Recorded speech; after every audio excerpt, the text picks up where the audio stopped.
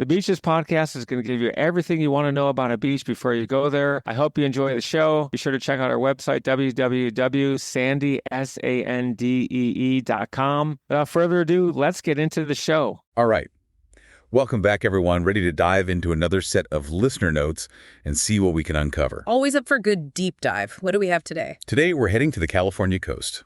Sun, sand, and the Pacific Ocean.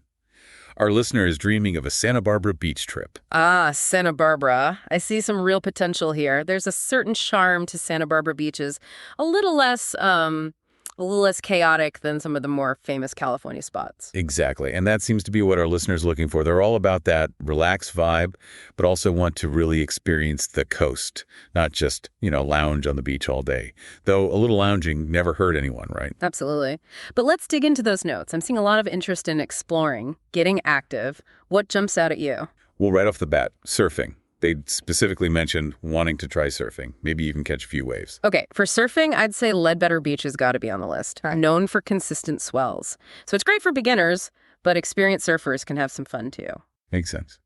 And I'm also seeing something about tide pooling, which, by the way, is one of my favorite things to do at the beach. Oh, same here. And Santa Barbara's got some prime tide pooling spots.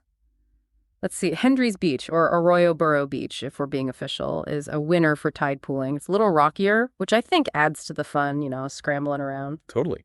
And speaking of Hendry's Beach, bonus points, it's dog-friendly. Yeah. Our listener mentioned bringing their furry friend along, so that could be a good fit. Oh, that's perfect.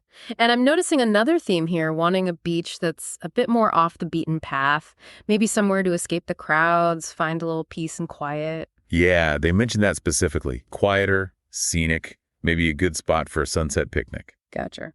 In that case, I'm thinking Butterfly Beach. It's this smaller, secluded cove. It's known for its stunning sunsets and that kind of tranquil, relaxed atmosphere. Perfect. Now, here's something I love. They're thinking about biking the coastline to explore different beaches. Smart. Right. Brilliant. Santa Barbara has this amazing network of coastal bike paths. It's such a scenic way to experience the area. We could combine a few things here. Start at Hendry's Beach in the morning for some tide pooling, then hop on the bike path and cruise along the coast, ending with that sunset picnic at Butterfly Beach. That sounds like the perfect Santa Barbara day. Really hitting all the notes they mentioned in their notes. Exactly. Now, for a little dose of practicality, the Pacific Ocean, even off the California coast, can be pretty chilly, especially if they're coming from somewhere warmer.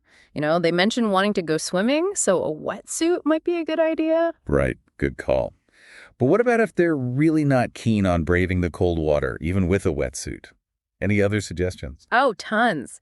Kayaking and stand-up paddleboarding are great ways to get out on the water and enjoy those ocean views without, actually getting in the water. Plus, you can rent equipment right there on the beach. Super easy. I love that.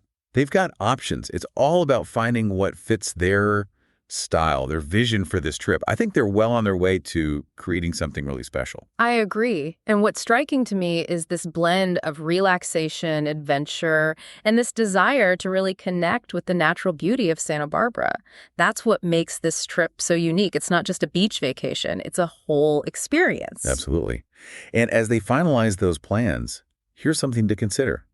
Imagine yourself standing on that perfect stretch of Santa Barbara coastline.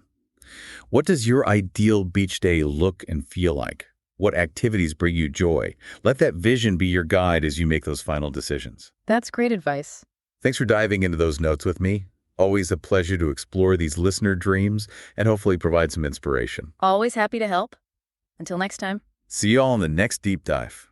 Thanks for listening to the show, and be sure to tune in next week for your favorite episode about some of the best beaches and beach information in the world.